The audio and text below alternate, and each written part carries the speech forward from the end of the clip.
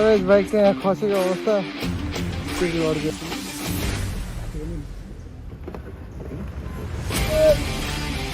डरो दुःख देखेर चेन सुत्यो चेन कति हाले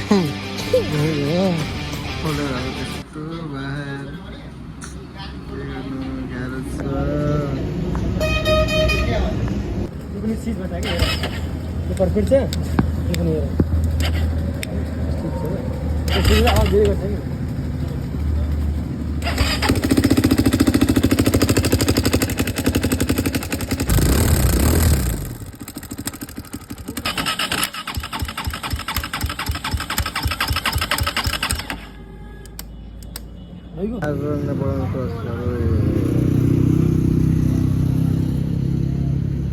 कि यहाँ मलाई रुनेर हाँस्ने बनायो छ्या यार अब त बाइक नै नचलाउनु जस्तो भइगयो यार अनि म त्यो यस्तो भेजा गिदी हाने बाइकै नचलाउनु नचलाउनु जस्तो बनाएको कस्तो लाग्छ अरू बाइक चलाउनु मन लाग्दैन अरू के पुरा हेडमा यहाँ मुभीले आएन क्या अस्ति बनाएको बाइक यस्तो छ हालत केही छैन बाइक अब यहीँ छोडेर जान्छौँ अब बनाउनु दिनु पऱ्यो दाइलाई अब त्यही त हो गाह्रो छ गाइज बाइक चलाउन गाह्रो छ ल जाम साथी के छ ठिक छ नि बाइक छलपाल छ जिन्दगी झन् यार हान्छ अब रेडा के अरे रेडा हाउस बार जाँदैछौँ गाइज त्यहाँ त्यसले होइन अस्ति राति जोतको फिट हान्दैछ हाम्रो इन्जन लगेज बाइकको चाहिँ खोलेर हाल्दा त्यस्तो बाहिर गाह्रो छ के भएको रहेछ कि आइल पम्पको कता पाइछ यार कता पाइ फुटाएको क्या हो र लो अघि भर्खर कता गयो त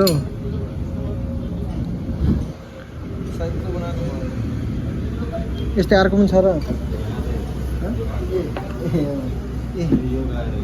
यो गाडी चाहिँ क्या त्यही भएर यस्तो भएको रहेछ होइन अरू त के भन्यो र बाइकले रुनेर हाँस्ने बनाउँछ केटाहरू डक्लाएर त बसेर आएन हो के भयो साथी किन त्यसरी बस्यो यसो बसेन यार बस नि तिमी यसरी बस्यो भने तिम्रो याद आउँछ क्या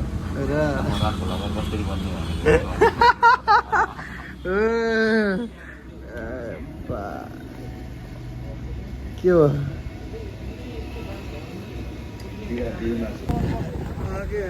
लगाइ चल्छ हामी चाहिँ बाइक साइक बनाएर यहाँ आइसकेको छौँ यो कुन चाहिँ पुल हो सेम हाम्रो घर आएको राप्ती पुल नै हो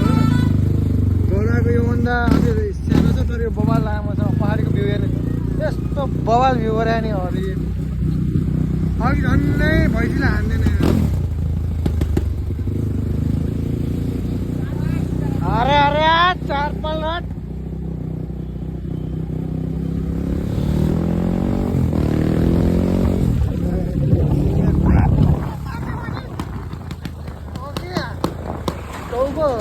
मिक्स गर्ने त हरि पिछो हान्छ दादाले यस्तो भ्यू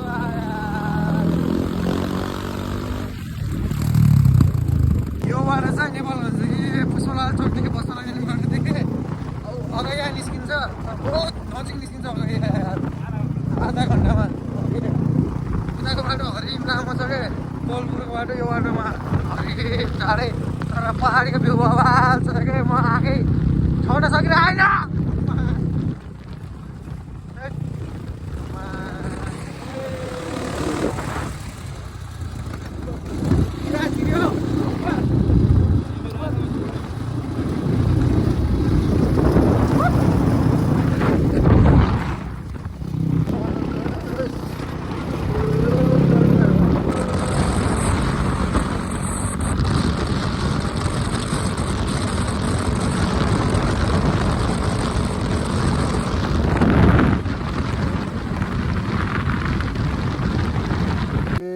दुःख देखेर चेन चुट्यो के गर्नु चेन यहाँ कट्टुमा हाल्यो आउँदा आउँदा चेन सुटेर यार कस्तो भयो र घरको आउने तिम्रो ए भाइ अहिले बाइक पल्टाउँछ र कहाँ पढ्छौ त कतिमा बच्चा बच्ची रमाइलो त हो हेलो गाइज के भन्छ गाइज भन्नु त गाइजहरु दाइको युट्युब च्यानललाई सब्स्क्राइब गरिदिनु होला हस् हस् भाइ युट्युब लाइक एन्ड शेयर है गाइज ल भन हान्दिउ एउटा ऱ्याप हान्दिउ न अलि कान्छेमा त्यो मान्छे अलि आन्नु भन न भन थकहरु सबैलाई फ्यामिलीले तेरो पारा नदेखा ओए बवाल केटाले बवाल हाल्छन् हो भाइहरू चेन छुट्टेर यस्तो अड्केको छौँ बाटोमा सतीश बाइक लिएर आन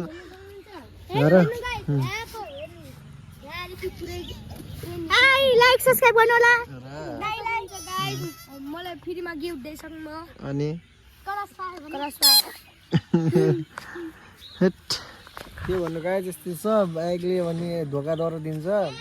अघि नै मैले चेन चुट्दिएला जस्तो लागिरहेको थियो क्या अनि ठ्याक्कै आएर चेन ठ्याक्कै चुट्दियो भने ठ्याक्कै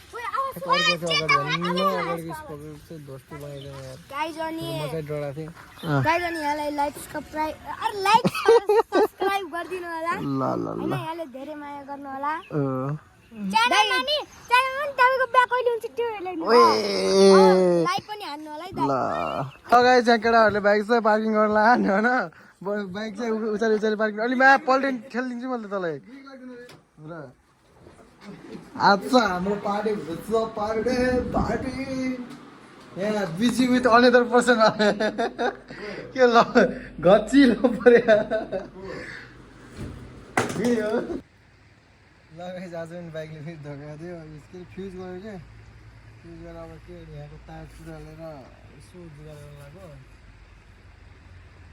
त्यो के भनेर गाह्रो छ बाइकवाला चाहिँ कति गाह्रो छ के भन्नु यो बाइकदेखि फेरि अरू बाइक चलाउनु मन लाग्दैन क्या यो बाइक चलाएपछि त्यस्तो हो रौन फेरि खुब रौन्छ यस्तो यता यता बाटो देखा यस्तो बाटोमा आएर यार धोका देखा यार के भन्नु चाकलमाडी बस्नु पऱ्यो यस्तै जान लाग्यो खोला बगाएपछि होला माथि ट्राफिक छ क्या त्यो कारणले यता जान लाग्यो तिमी गएर पनि आइयो गएर धम्नु रहेछ खोला पुरै फर्केर फ्युज भने बाइक अब तर फ्युज गएको रहेछ क्या टक्क लाग्यो फ्युज गएपछि बनाउनु पऱ्यो कि ढुकुने बाटो थाहा छैन अब यही टोक्दै तार टोक्दै बनाउनु त अब गाह्रो छ बाइक पाल्न पनि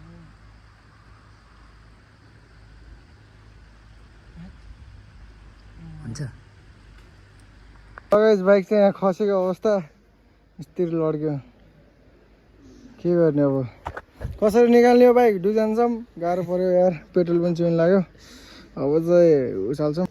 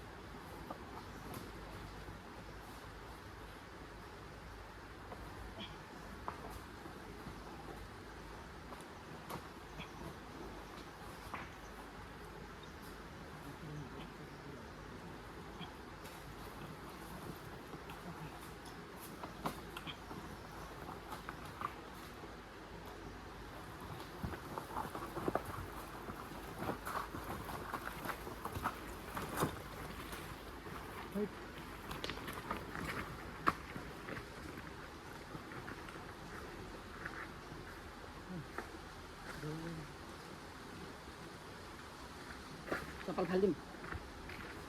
चप्पल